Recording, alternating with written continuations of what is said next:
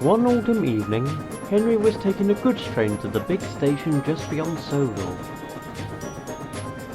There was a strong wind that swept leaves everywhere, but Henry didn't mind.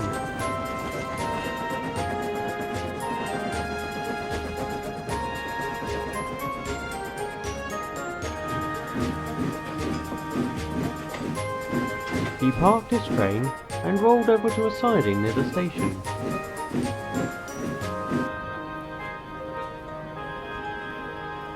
He looked over to the platform, only to find a very shocking sight. It was a diesel, which would be normal if not for what lay on top of its roof. "Is that a claw?" asked Henry. "Why, of course it is," replied the diesel. "Have you never seen a claw before?" "Well, certainly not on an engine," retorted Henry. "Why would any engine need something that looks so silly?"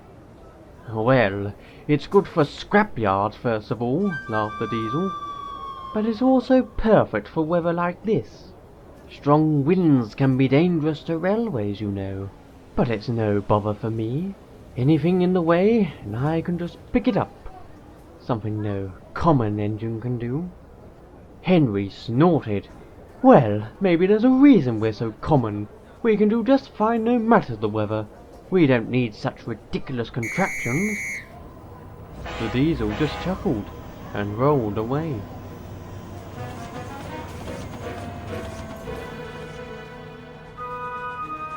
Later, Henry told the other engines about him. "You must have met Diesel 10, said Boko. "He was part of an experiment on the other railway. He and 9 other diesels were equipped with various hydraulic features like cranes and claws."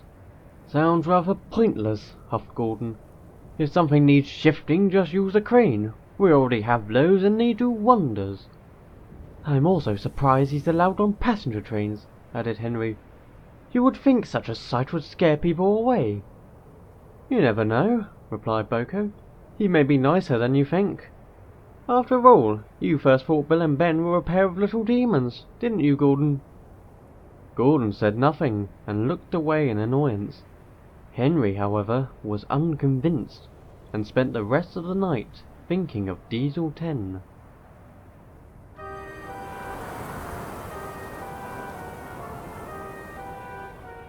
The next morning, the engines crept out of their warm sheds into the cold, windy air. James didn't like it. He had had very bad experiences in autumn weather. "Oh, I hope I don't face a fallen tree again," he shivered. Henry, still grumpy from yesterday, showed no sympathy. "Stop being so silly, James. You barely got a scratch from that. I would never get scared."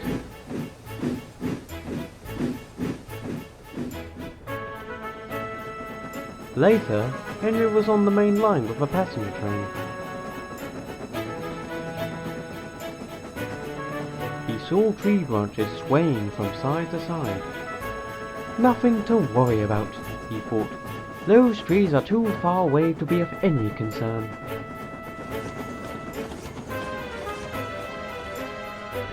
But Henry was wrong.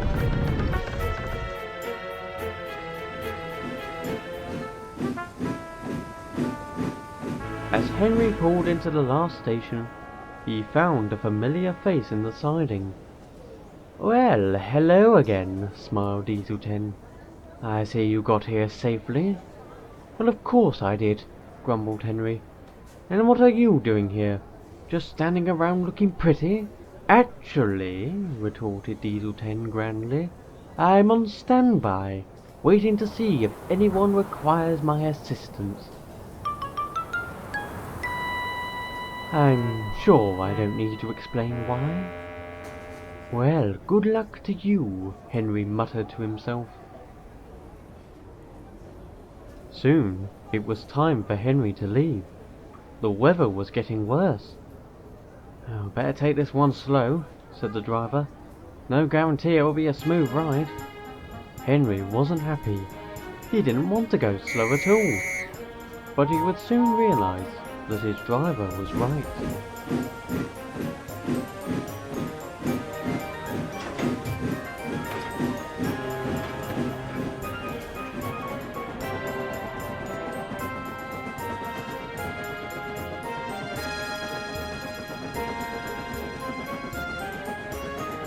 Henry chuffed down the main line, unfazed by the strong wind blowing across his face and boiler. He was beginning to feel better and forgot all about Diesel 10. But as he rounded a corner, there was trouble. "Stop! Stop!" Henry cried. The brakes came on, but it was too late.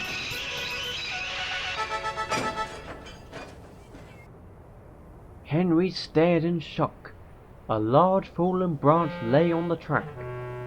He hadn't been going too fast and was still on the rails.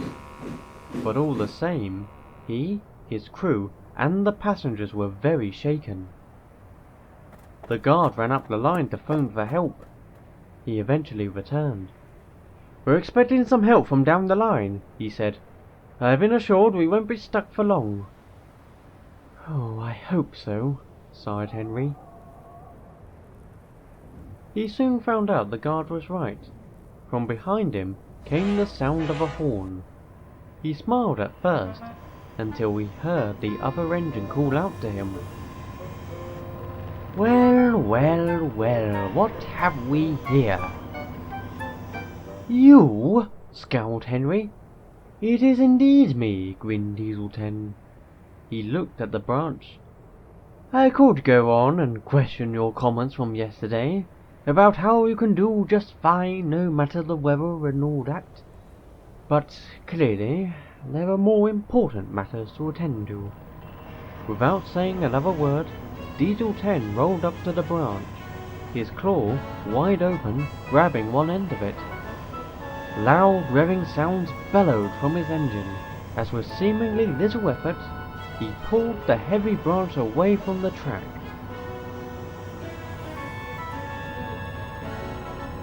Henry stared in amazement. Soon, Diesel 10 pulled the branch onto the ground, and in no time at all, the line was cleared. Henry could hardly believe what he just saw.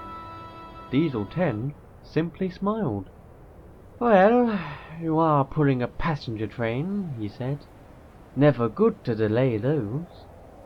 "Thank you very much," called the driver. "Come on, Henry, let's be on our way."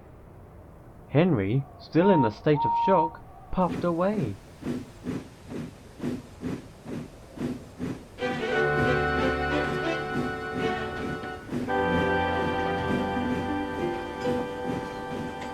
At last, he arrived at the big station.